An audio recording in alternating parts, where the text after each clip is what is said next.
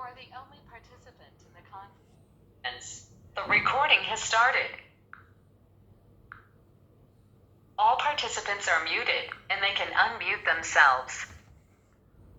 ओम नमोर्यंताणं नमो सिद्धाणं नमो आर्याणं नमो वज्जायाणं नमो लोहि सव्वसाहुणं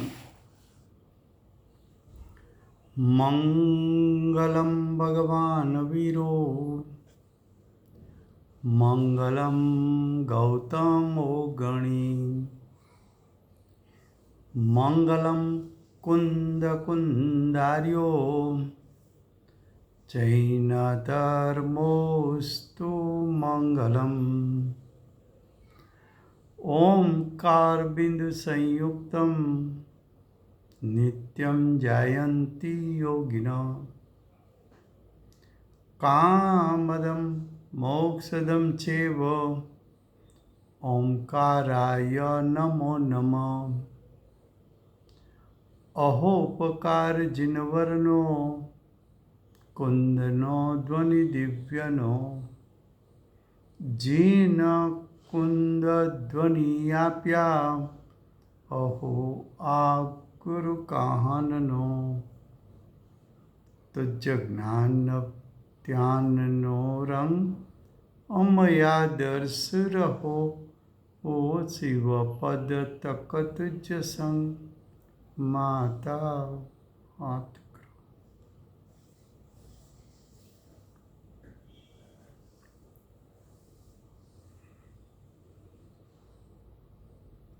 ये समयसार नाम का परम अध्यात्म शास्त्र है। भगवत कुनकुंदाचार्य देव ने मांगलिक करके समयसार को कहने की प्रतिज्ञा की है। समयसार का अर्थ है आत्मा का शुद्ध स्वभाव, त्रिकाल शुद्ध स्वभाव जो परिपूर्ण शक्ति रूप सामर्थ्य से भरा हुआ है।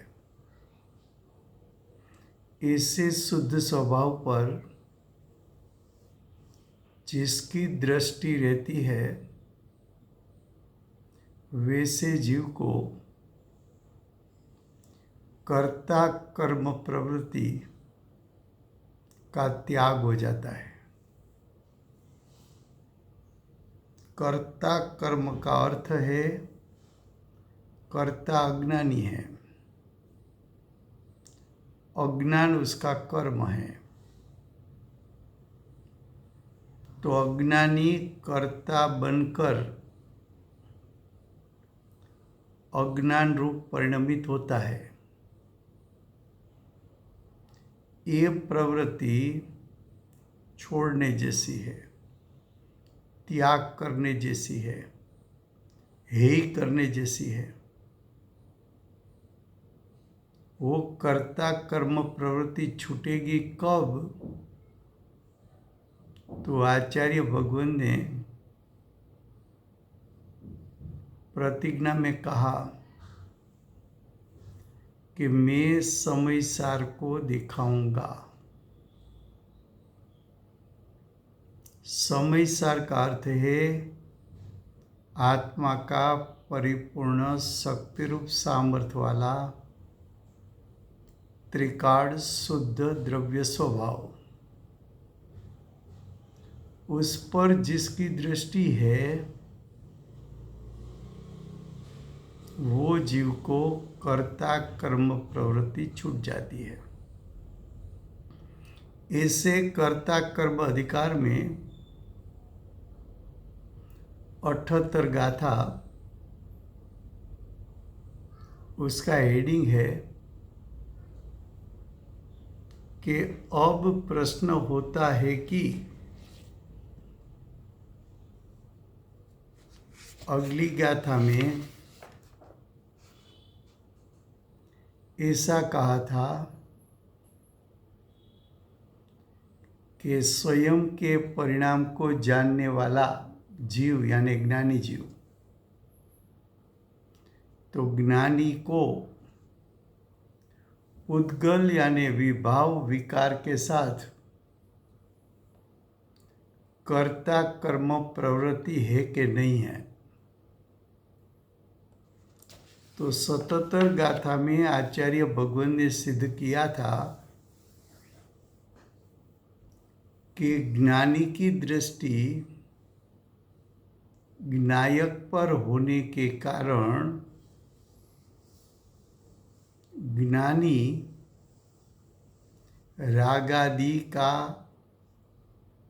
रागादि के साथ विभाव के साथ उसको कर्ता कर्म संबंध नहीं है। ये बात अगली गाथा में बताई, वो शिष्य की समझ में आ गई। तो शिष्य ने पूछा कि पुद्गल कर्म यानी रागादि का फल, तो रागादि का फल इंद्रिय सुख दुख है। पुद्गल कर्म यानी रागादि कहो, हास्य रति अरति शोक भय जुगुप्सा कहो, वो सब पुद्गल कर्म है। उसको पुद्गल कर्म क्यों कहा? तो कि ज्ञायक स्वभाव पर दृष्टि जाती है तब जो फल मिलता है उसको जीव का फल कहने में आता है। लेकिन दृष्टि और उपयोग कर्म सन्मुख हो गए तब जो फल मिलता है वो फल को पुद्गल कर्म का फल कहा है। फिर से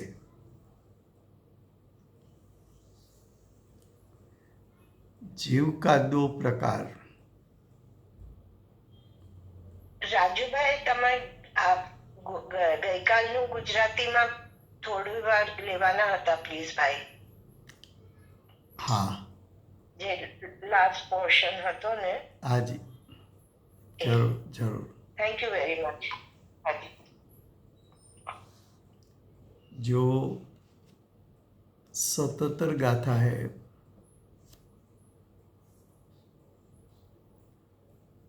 એમાં શું કહે છે? તો કે એમાં એમ કહે છે કે જ્ઞાની અનેક પ્રકારના પોતાના પરિણામને જાણતો હોવા છતાં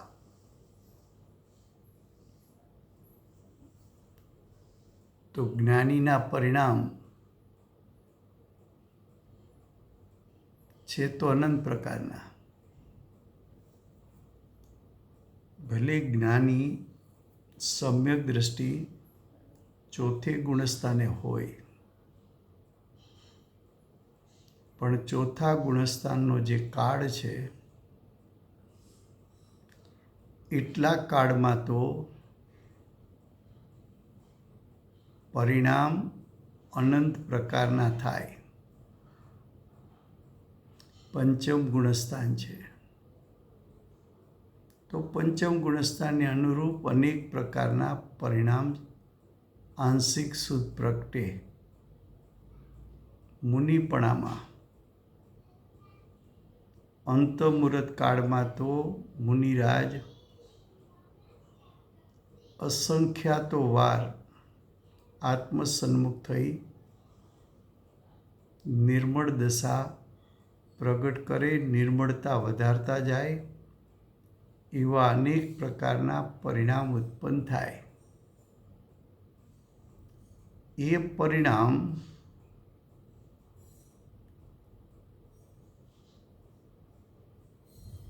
એને તો જાણે પણ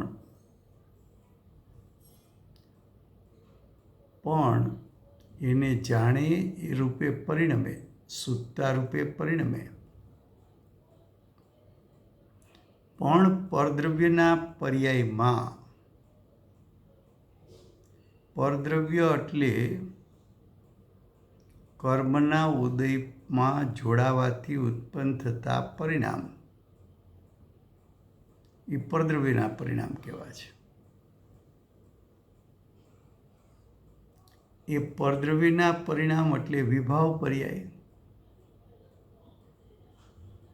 તો જ્ઞાનીને નિર્વિકલ્પ દશાની સાથે એટલે કે શુદ્ધતાની સાથે અશુદ્ધતા પણ વિદ્યમાન છે, પણ શુદ્ધતા રૂપે જ્ઞાની પરિણયમાં એટલું જ કાર્ય જ્ઞાનીનું દર્શાવવું છે. શુભભાવ રૂપે પરિણયમાં, અશુદ્ધતા રૂપે પરિણયમાં એ પરિણામ પૂતગલના દર્શાવવા છે. આમ કેમ? તો કે આ સમયસાર શાસ્ત્ર છે. આ શાસ્ત્ર દ્રષ્ટિ પ્રધાન શાસ્ત્ર છે. દ્રષ્ટિ પ્રધાન શાસ્ત્ર હોવાથી દ્રષ્ટિ સ્વભાવ પર હોય એને કારણે ઉત્પન્ન થતા પરિણામ તેટલા જ પરિણામને જ્ઞાનીના પરિણામ કહેવાય છે. પણ સ્વભાવથી ચ્યુત થાય, સવિકલ્પ દશામાં આવે, ભૂમિકા અનુસાર કર્મના ઉદયમાં જોડાય, એને કારણે જે વિભાવ વિકાર પ્રગટ થાય એના પ્રકાર પણ અનેક છે. એ જે શુભાશુભ ભાવ ઉત્પન્ન થયા એ સ્વભાવ પર દ્રષ્ટિ મૂકવાથી ઉત્પન્ન નથી થયા. માટે જ્ઞાની કહે છે કે એ પરિણામ મારા નથી, હું એમાં અંતર્વ્યાપક થયો નથી, એ પરિણામમાં મારો શુદ્ધ સ્વભાવ વ્યાપ્યો નથી. મારા શુદ્ધ સ્વભાવને અશુદ્ધ પરિણામ સાથે વ્યાપક સંબંધ નથી, માટે અશુદ્ધ પરિણામનો હું કરતા નથી.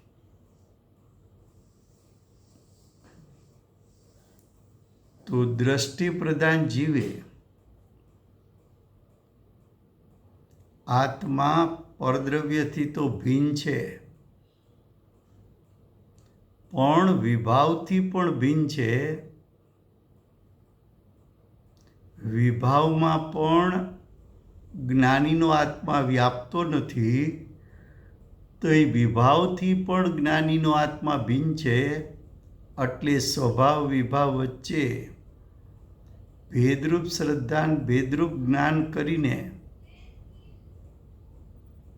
એ મારું કાર્ય નથી, મારું કર્તવ્ય નથી, હું એમાં અંતર્લીન થતો નથી, એમાં હું અંતર્વ્યાપક થતો નથી, એમાં હું આદિ મધ્ય અંતમાં વ્યાપતો નથી. માટે વિકાર કે વિભાવ એ પૂતગલના પરિણામને માત્ર હું જાણું ખરો, પણ હું એનો કરતા નથી. એ આગલી ગાથામાં બતાવ્યું. હવે અહીંયા શું બતાવવું છે? તો કે જે પૂતગલના પરિણામ કીધા ઉપરની ગાથામાં, એને પૂતગલ કર્મ કીધું. રાગ દ્વેષ એને પૂતગલ કર્મ કીધું. હાસ્ય રતિ અરતિ શોક ભય જુગુપ્સા એને પૂતગલ કર્મ કીધું. ચારિત્ર મોહ એને પૂતગલ કર્મ કીધું.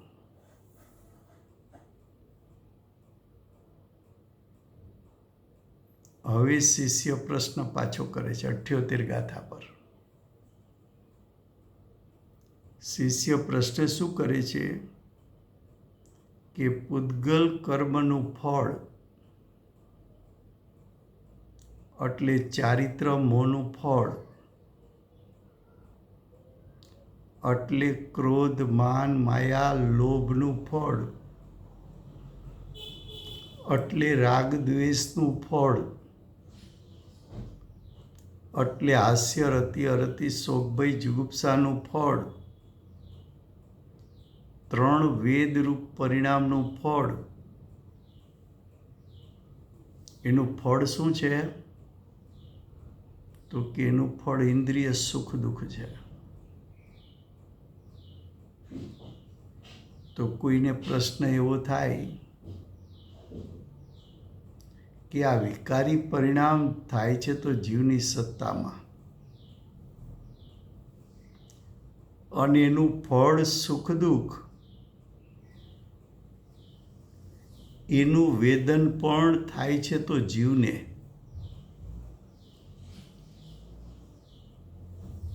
તો પછી રાગ દ્વેષ, ક્રોધ માન માયા લોભ કે હાસ્ય રતિ અરતિ શોક ભય જુગુપ્સા કે 3 વેદ, એને પૂતગલ કર્મ શા માટે કહો છો?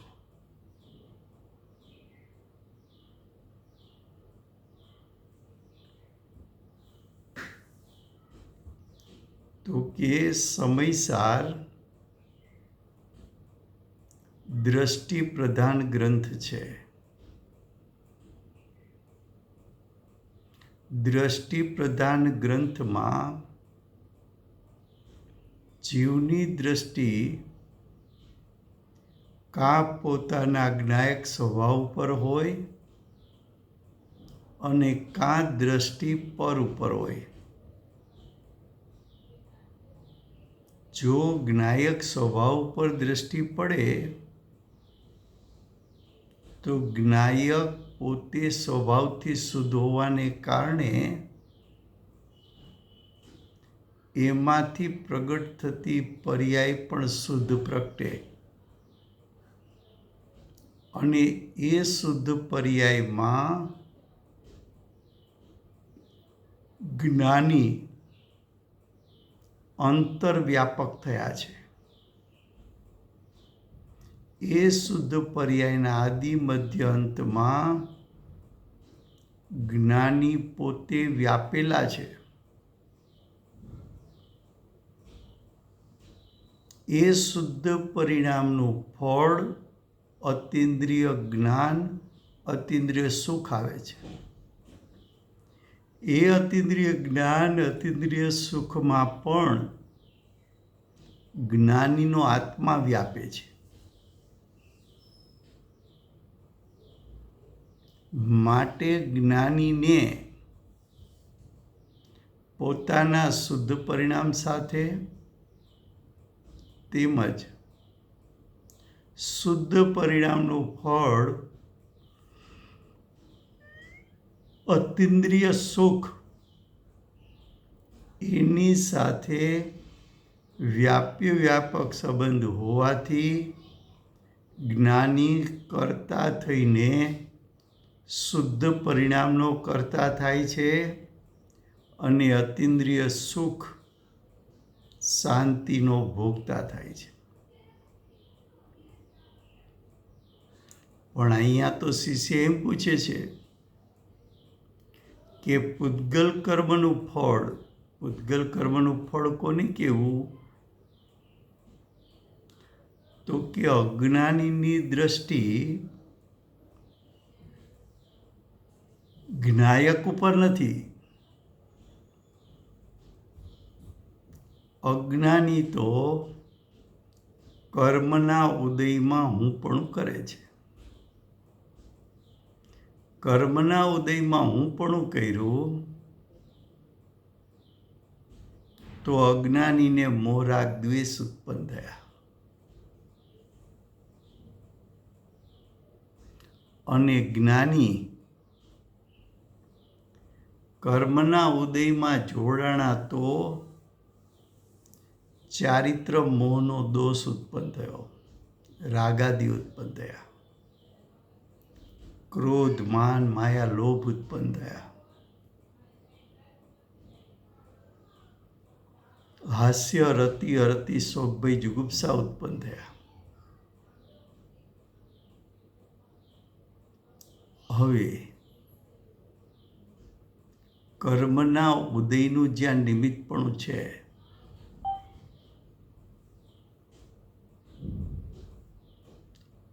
એના નિમિત્તે નૈમિતિક દશા ઉત્પન્ન થઈ. એ નૈમિતિક દશાને પૂતગલ કર્મ કહેવું છે. એ કર્મના ઉદયમાં જોડાવાથી નૈમિતિક દશા ઉત્પન્ન થઈ એને રાગ દ્વેષ કહેવાય છે, ક્રોધ માન માયા લોભ કહેવાય છે. વિભાવ કેવો છે, વિકાર કેવો છે, શુભાશુભ ભાવ કેવો છે.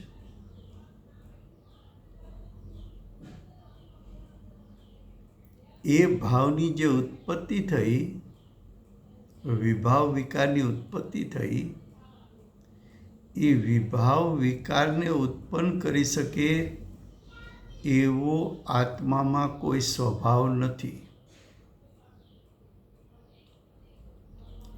એવો સ્વભાવ આત્મામાં નથી, માટે એ વિભાવ વિકાર આત્મ સ્વભાવથી ભિન્ન છે એવું ભેદરૂપ શ્રદ્ધાન જ્ઞાનીને વર્તે છે. સ્વભાવથી, આત્માના શુદ્ધ સ્વભાવથી પૂતગલ કર્મ એટલે વિકાર વિભાવ એ ભિન્ન છે એવું જ્ઞાન પણ જ્ઞાનીને વર્તે છે. તો વિભાવ વિકાર એમાં કોણ વ્યાપેલું છે? તો કે વિભાવ વિકાર કરી શકે એવું તો આત્મા પાસે સ્વભાવ જ નથી. માટે કાંઈ આત્માનો શુદ્ધ સ્વભાવ એમાં વ્યાપતો નથી. જો એમાં વ્યાપતો નથી તો આત્મા, જ્ઞાનીનો આત્મા વિભાવ વિકારનો કરતા પણ નથી. તો જ્ઞાની કોના કરતા છે? તો કે જ્ઞાની શુદ્ધ પરિણામના કરતા છે, પૂતગલ કર્મનું કરતાપણું. એટલે કે રાગાદિનું કરતાપણું એ તો કર્મને છે, પણ શુદ્ધ પરિણામનું કરતાપણું એ તો જ્ઞાનીને છે. અને એ શુદ્ધ પરિણામને કારણે પ્રગટ થયેલું અતિન્દ્રિય જ્ઞાન, અતિન્દ્રિય સુખનું વેદન, એ વેદનમાં પણ જ્ઞાનીનો આત્મા વ્યાપ્યો હોવાથી એવા વેદનનો કર્તા અને ભોગતા જ્ઞાની છે. માટે જ્ઞાની શુદ્ધ પરિણામ સાથે કર્તા કર્મ સંબંધ છે. અતિન્દ્રિય જ્ઞાન, અતિન્દ્રિય સુખની સાથે કર્તા કર્મ અને ભોગતા ભોગ્ય સંબંધ છે. તો જ્ઞાની પોતાના પરિણામનું ફળ એવું અતિન્દ્રિય જ્ઞાન, અતિન્દ્રિય સુખ એ ફળના કર્તા ભોગતા છે. હવે અજ્ઞાનીની સ્થિતિ શું?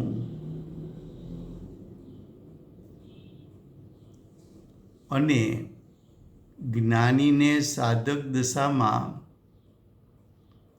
રાગાદિ ઉત્પન્ન થાય છે, એનું કરતા ભોગતા કોણ?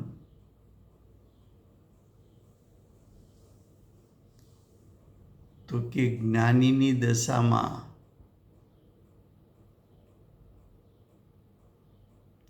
પરિપૂર્ણ શુદ્ધતા પ્રગટ થઈ નથી ત્યાં સુધી આંશિક અશુદ્ધતા એટલે કે રાગાદિ, એટલે કે ક્રોધ, માન, માયા, લોભ, એટલે કે શુભાશુભ ભાવ, એટલે કે હાસ્ય, રતિ, અરતિ, શોક, ભય, જુગુપ્સા વગેરે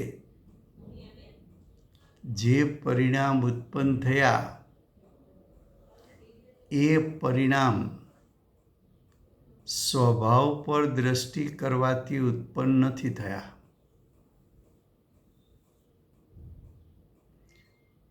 માટે રાગાદિ, ક્રોધ, માન, માયા, લોભ નો કસાય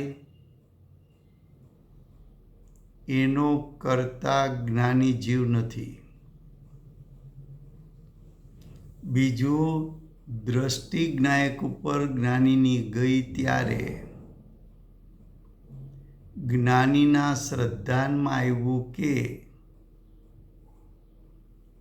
મારો શુદ્ધ સ્વભાવ વિકારને ઉત્પન્ન કરી શકે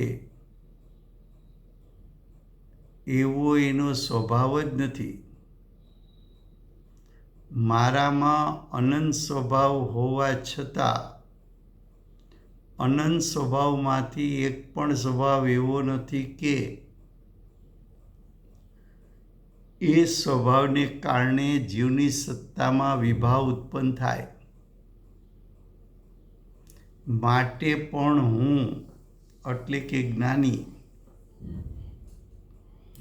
ચારિત્રના દોષરૂપ વિભાવ વિકારના કરતા નથી. એ વિભાવ વિકાર અને એનું ફળ ઇન્દ્રિય સુખ દુઃખ, ઇન્દ્રિય સુખ દુઃખને ઉત્પન્ન કરી શકે એવો પણ મારો ત્રિકાળ સ્વભાવ નથી. માટે ઇન્દ્રિય સુખ દુઃખનો હું કરતા નથી, એનો હું ભોગતા નથી. દ્રષ્ટિ જ્ઞાયક ઉપર જાય ત્યારે ઇન્દ્રિય સુખ દુઃખ ઉત્પન્ન થતા નથી. માટે પૂતગલ કર્મનું ફળ એટલે રાગાદિનું ફળ એટલે કે ઇન્દ્રિય સુખ દુઃખ એને જ્ઞાની માત્ર જાણે પણ એના કરતા ભોગતા બનતા નથી.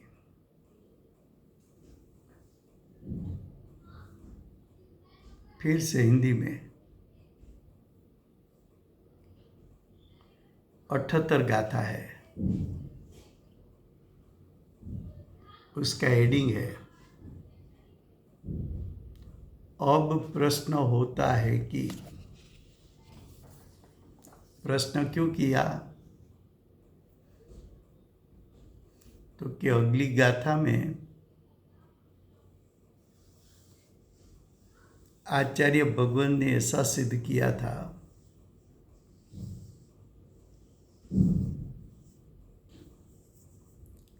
कि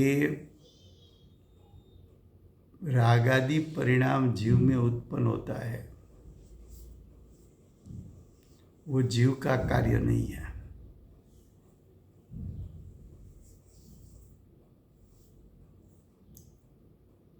जीव का कार्य नहीं है. क्यों? तो कि ज्ञानी का आत्मा रागादि में व्यापता नहीं है. अज्ञानी का शुद्ध स्वभाव भी रागादि में व्यापता नहीं है। रागादि परिणाम को जीव जानता है,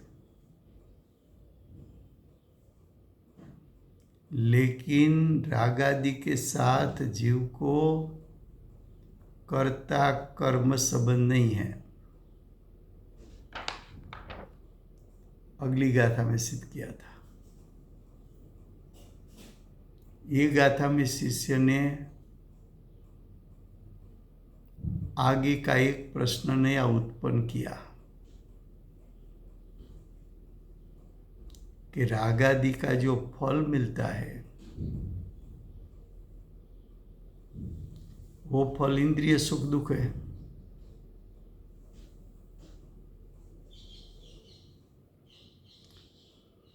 तो रागादि का फल इंद्रिय सुख दुख, उसको जानने वाला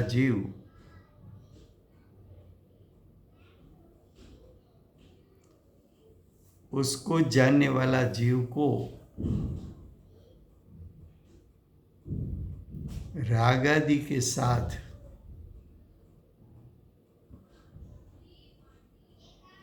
कर्ता कर्मपना है कि नहीं है,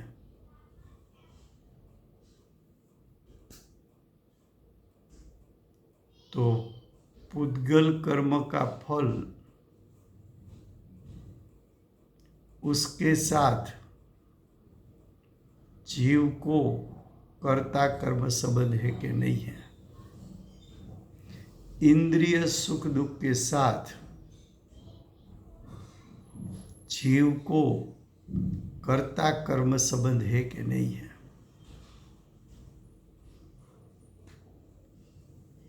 तो देखो, समयसार दृष्टि प्रधान ग्रंथ है।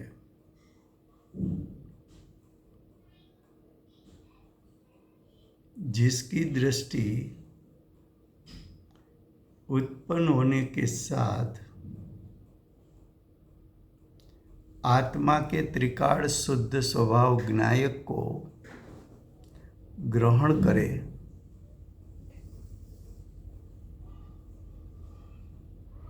तब जीव की सत्ता में तो आंशिक शुद्ध परिणाम उत्पन्न होता है, और आंशिक शुद्ध परिणाम का फल अतीन्द्रिय ज्ञान अतीन्द्रिय सुख का वेदन होता है।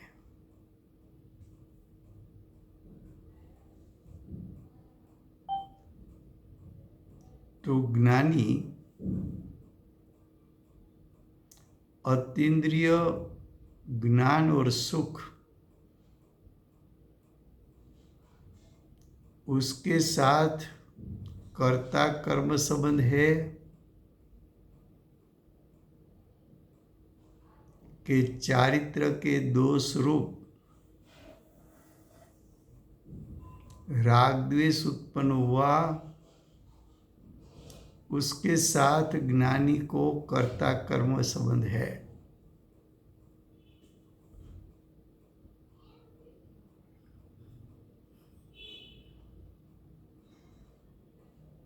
ज्ञानी को चारित्र के दोष रूप क्रोध मान माया लोभ उत्पन्न हुआ,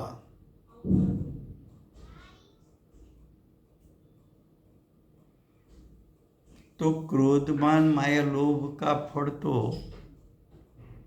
इंद्रिय सुख दुख। तो ऐसे इंद्रिय सुख दुख के साथ ज्ञानी को कर्ता कर्म संबंध है कि ज्ञानी चारित्र के दोष रूप क्रोधमान माया लोभ उत्पन्न हुआ उसको सिर्फ जानते हैं।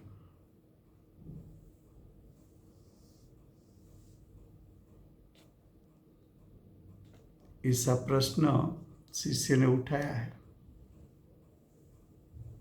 अब देखो गाथा 78, उसके शब्द क्या है?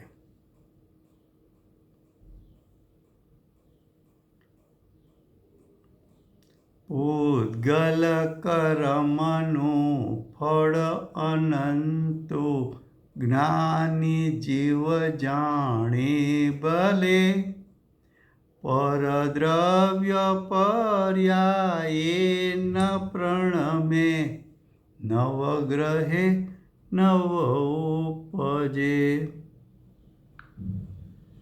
क्या कहा? गाथार्थ। ज्ञानी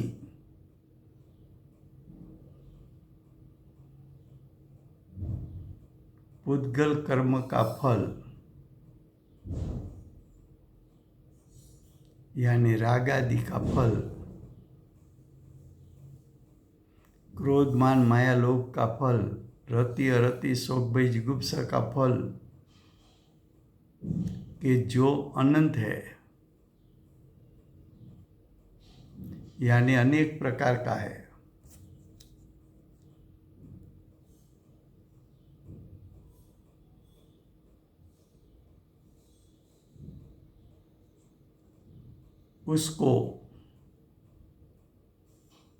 उसको यानी विभाव के फल को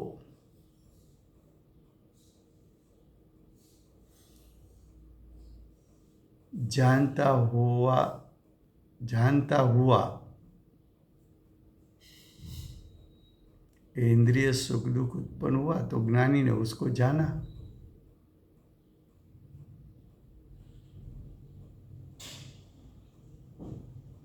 ज्ञानी उसको जानता है, उसका कर्ता नहीं है।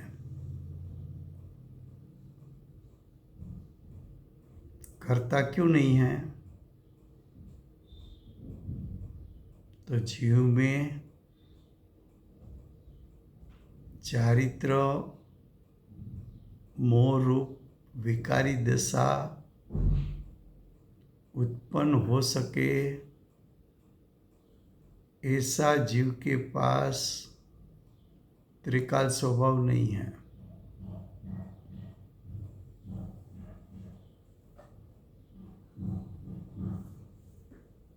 तो जीव उसका मोह राग द्वेष का, ज्ञानी हो तो राग द्वेष का, कर्ता भोक्ता नहीं हो सकता। क्यों? तो कि राग आदि परिणाम में आत्मा का शुद्ध स्वभाव व्यापा नहीं है। आत्मा के शुद्ध स्वभाव और राग आदि दोनों के बीच में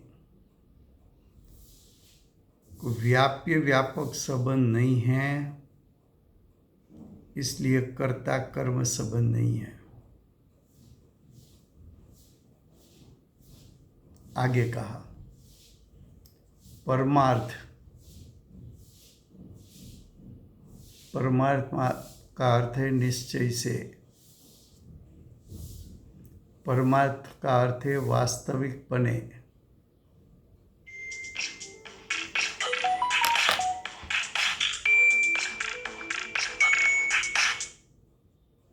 वास्तविकपने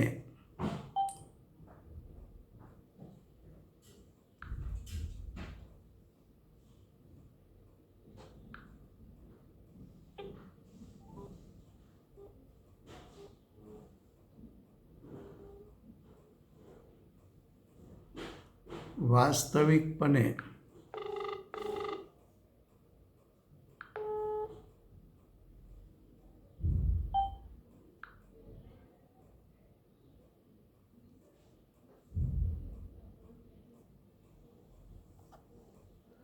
पर द्रव्य के पर्याय रूप, पर द्रव्य के पर्याय राग आदि को परद्रव्य की पर्याय क्यों कहा? तो कि राग आदि परद्रव्य का लक्ष्य से उत्पन्न हुआ है, इसलिए परद्रव्य रूप पर्याय क्यों कहा कि राग आदि में परद्रव्य निमित्त कारण है, इसलिए।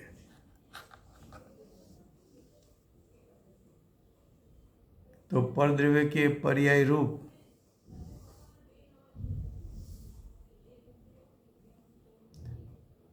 परिणमता नहीं है। कौन परिणमता नहीं है? ज्ञानी।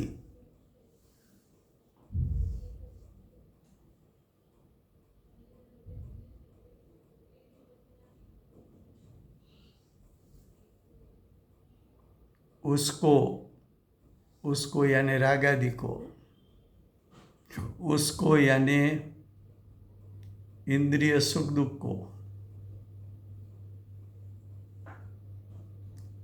इंद्रिय सुख दुख का अर्थ पुद्गल कर्म का फल, राग आदि का फल, ऐसा इंद्रिय सुख दुख, उसको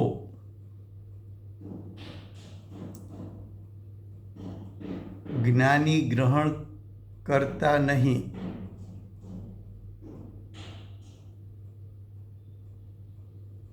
और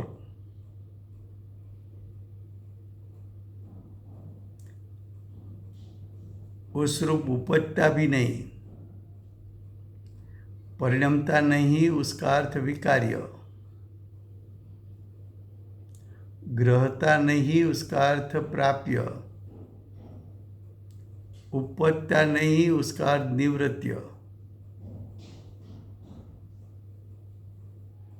तो ज्ञानी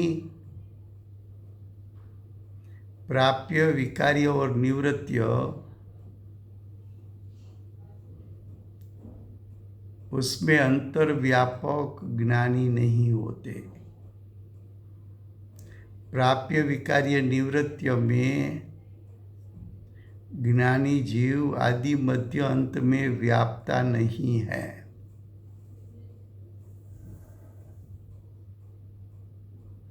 इंद्रिय सुख दुख,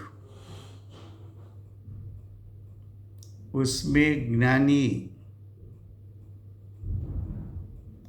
अंतर्व्यापक बनता नहीं है।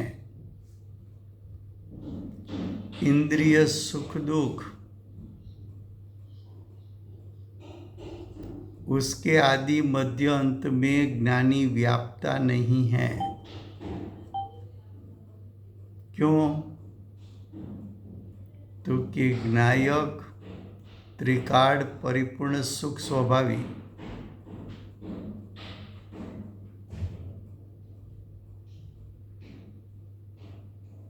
और इंद्रिय सुख दुख तो कर्म का लक्ष्य करने से उत्पन्न हुआ। तो इंद्रिय सुख दुख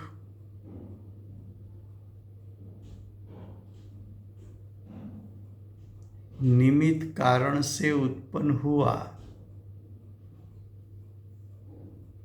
तो इंद्रिय सुख दुख परद्रव्य के कारण उत्पन्न हुआ, परद्रव्य के निमित्त से उत्पन्न हुआ। इसलिए ज्ञानी सिर्फ इंद्रिय सुख दुख को जानता है,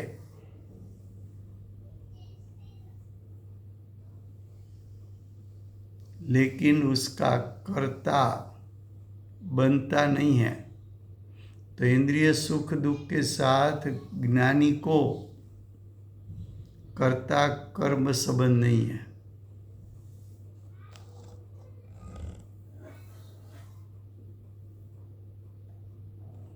फिर से गुजराती में गाथार्थ। પેલા ગાથાર્થનો એક એક શબ્દ સમજવો।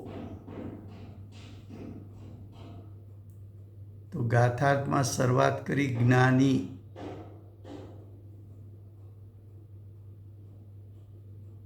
હવે જ્ઞાની લો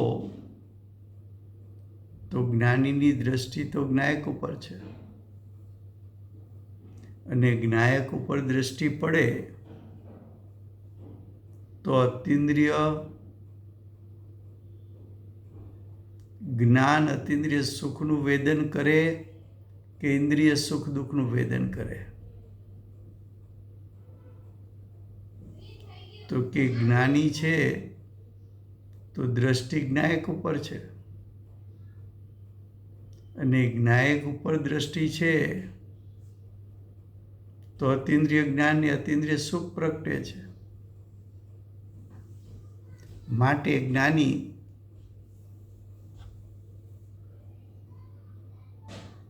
પૂતગલ કર્મનું ફળ એટલે ઇન્દ્રિય સુખ દુઃખ એનો કર્તા બનતો નથી, માત્ર એને જાણે.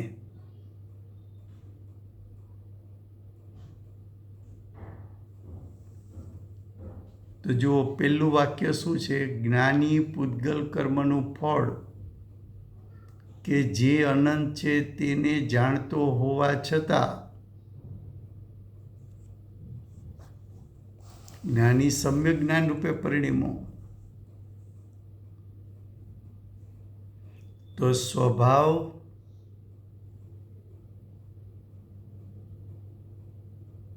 અતિન્દ્રિય સુખ ત્રિકાળ, સ્વભાવ અતિન્દ્રિય સુખ,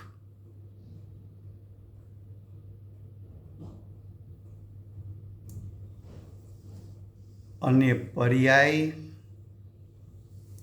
ઇન્દ્રિય સુખ દુઃખ. પણ એ પર્યાય કોની? તો કે જ્ઞાનીની નથી.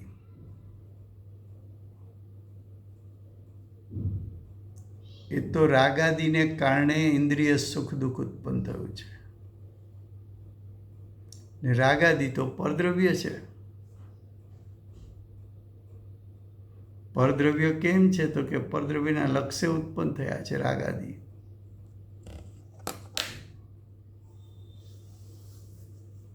રાગાદિને ઉત્પન્ન કરવું એ જ્ઞાનીનું કર્તવ્ય જ નથી. ઇન્દ્રિય સુખ દુઃખને ઉત્પન્ન કરવું એ જ્ઞાનીનું કર્તવ્ય જ નથી.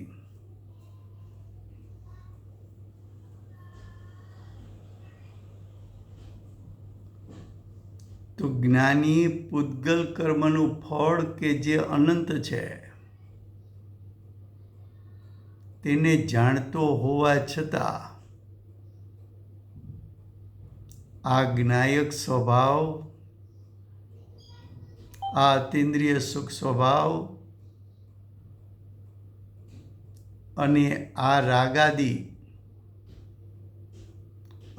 રાગાદિનું ફળ ઇન્દ્રિય સુખ દુઃખ એવું ભેદ જ્ઞાન જ્ઞાનીને વર્તે છે. આ જીવ અને આ શરીર એવું ભેદ જ્ઞાન જ્ઞાનીને વર્તે છે એમ આ સ્વભાવ અને આ વિભાવ, સ્વભાવથી સુખ સ્વરૂપ અને રાગાદિ સ્વભાવથી દુઃખરૂપ એવું ભેદરૂપ શ્રદ્ધાન જ્ઞાન જ્ઞાનીને વર્તે છે. માટે ઇન્દ્રિય સુખ દુઃખ મારા સ્વભાવથી ભિન્ન છે, મારા સ્વભાવથી ભિન્ન છે, માટે મારો સ્વભાવ એમાં વ્યાપ્યો નથી.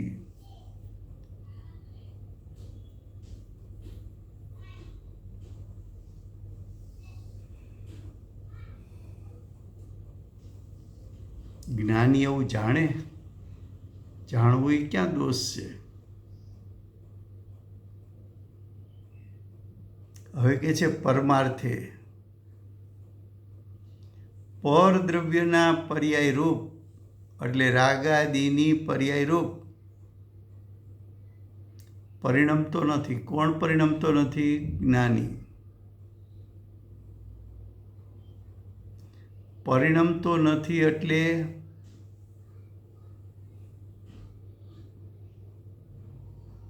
વિકાર્ય. ગ્રહણ કરતો નથી એટલે પ્રાપ્ય. અને રાગાદિ રૂપે ઉપજતો નથી એટલે નિવૃત્ય.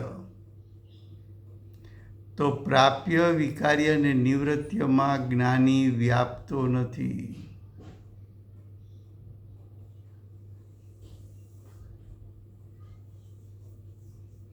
अब टीका देखो, प्राप्य विकार्य और निवृत्य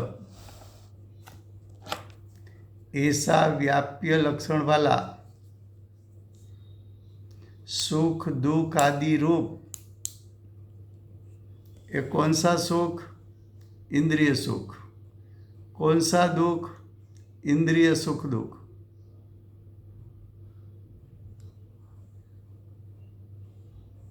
प्राप्य विकार्य निवृत्य ऐसा व्याप्य लक्षण वाला सुख दुख आदि रूप पुद्गल कर्म फल स्वरूप. पुद्गल कर्म किसको कहा था? रागादि को.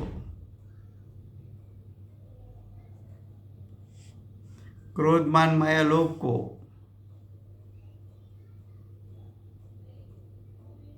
हास्य रति अरति शोक भय जुगुप्सा को पुद्गल कर्म कहा था. पुद्गल कर्म का फल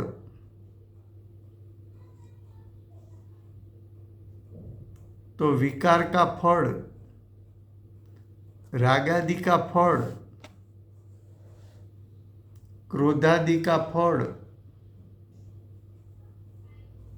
हास्य आदि का फल, तो क्या उसका फल इंद्रिय सुख दुख.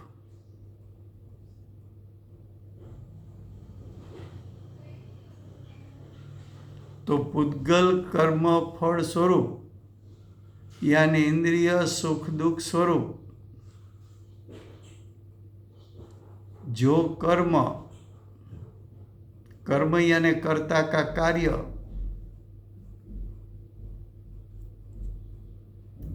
तो रागादि उसका कर्ता कौन? रागादि कार्य किसका? जीव का शुद्ध स्वभाव उसका कार्य है कि कर्म उदय का कार्य है?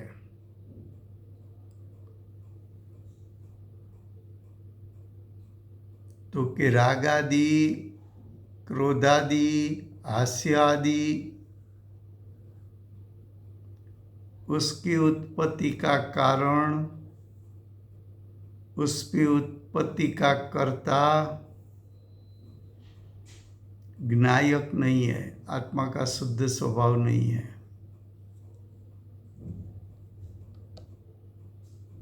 आत्मा के शुद्ध स्वभाव में रागादि को कर सके, क्रोधादि को कर सके, हास्य आदि को कर सके,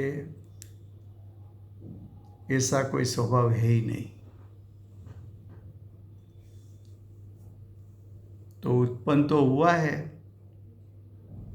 उसका कोक तो कर्ता होना चाहिए. तो कि उसमें निमित्त कर्ता कर्म का उदय है यानी पुद्गल है. तो रागादि को कर्ता कर्म संबंध पुद्गल के साथ है. पुद्गल के साथ है इसलिए उसको पुद्गल कर्म कहा. ऐसे पुद्गल कर्म में कौन व्यापेगा? तो कि पुद्गल द्रव्य स्वयं अंतर्व्यापक होकर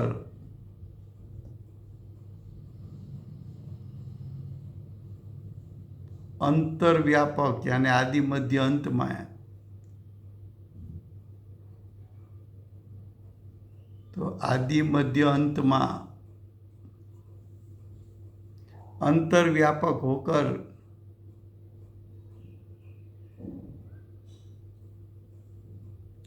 उसको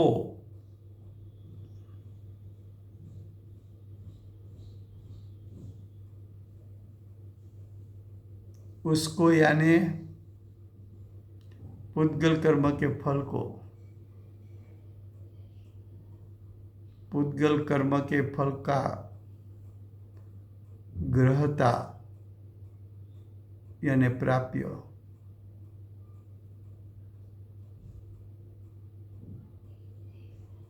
इंद्रिय सुख दुख रूप परिणमता यानी विकार्य,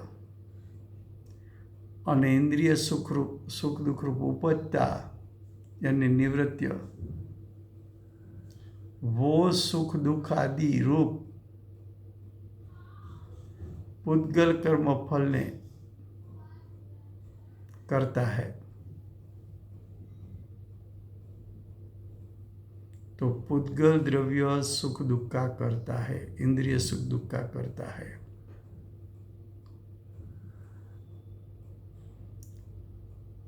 इस प्रकार पुद्गल द्रव्य के द्वारा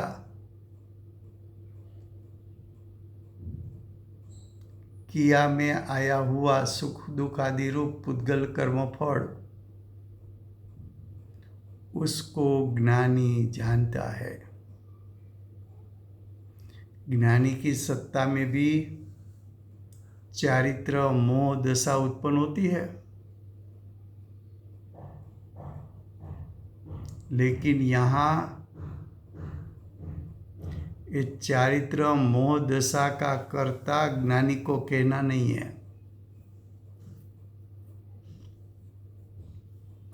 यहाँ तो दो ही बात करनी है कि ज्ञानी शुद्ध पर्याय में आदि मध्य अंत में व्याप्ता है और शुद्ध पर्याय का फल अतीन्द्रिय ज्ञान अतीन्द्रिय सुख में भी ज्ञानी का आत्मा आदि मध्य अंत में व्याप्ता है। इसलिए ज्ञानी को शुद्ध पर्याय के साथ कर्ता कर्म संबंध है और उसके फल अतीन्द्रिय ज्ञान और अतीन्द्रिय सुख का साथ कर्ता कर्म संबंध है। लेकिन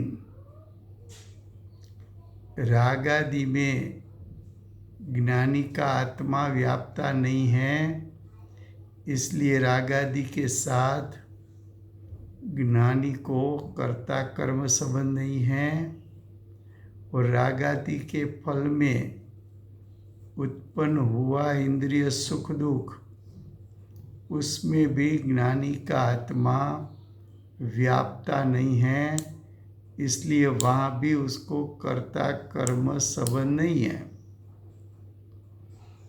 राग आदि को निमित्त मिला कर्म का उदय पुद्गल, तो राग आदि का कर्ता पुद्गल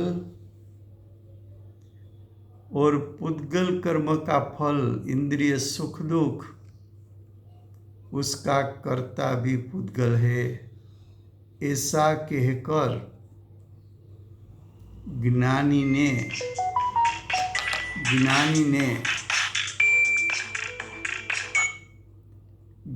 ने क्या किया, तो कि ज्ञानी ने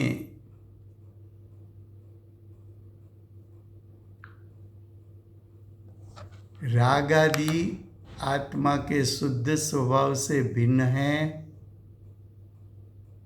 और इंद्रिय सुख दुख भी आत्मा का त्रिकाल परिपूर्ण सुख स्वभावी आत्मा से इंद्रिय सुख दुख भी भिन्न है। ऐसा श्रद्धान और ज्ञान करके सिर्फ राग आदि को जाना, इंद्रिय सुख दुख को जाना, लेकिन उसका कर्ता नहीं बना। तो समय हुआ है, यहाँ तक रखते हैं।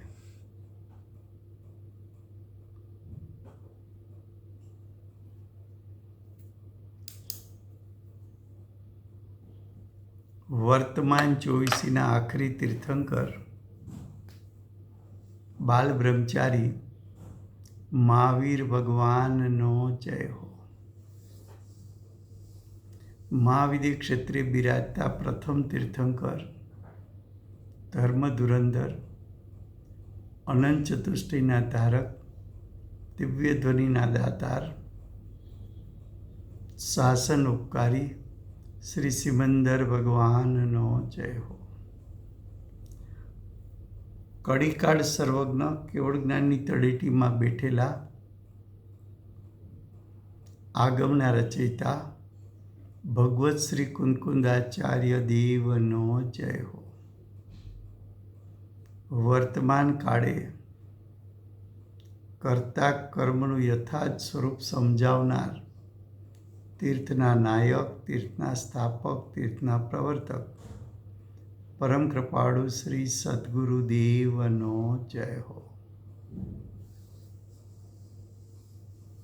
પૂજ્ય ગુરુદેવનો નવ ભવનો મહિમા બતાવનાર, સ્વાનુભવયુક્ત જાતિસ્પણ જ્ઞાનયુક્ત પ્રસમમૂર્તિ ભગવતી માતનો જય હો. સમ્યક દર્શનની પ્રાપ્તિમાં નિમિત્તરૂપ સર્વ જીનવાણી માતનો જય હો. પૂજ્ય ગુરુદેવ અને માતાજીની સાધના ભૂમિ સુવર્ણપુરી ધામનો જય હો. સુવર્ણપુરી ધામમાં બિરાજતા સાચા દેવશાસ્ત્ર ગુરુ ભગવંતનો જય હો. વર્તમાન ગુરુ અને ભવિષ્યના તીર્થંકર શ્રી સૂર્યકીર્તિ ભગવાનનો જય હો. શ્રી સૂર્યકીર્તિ ભગવાનના સમૂહસ્વરના મુખ્ય ગણધર દેવેન્દ્ર કીર્તિનાથ ભગવાનનો જય હો. પરમ દિગંબર જૈન ધર્મનો જય હો.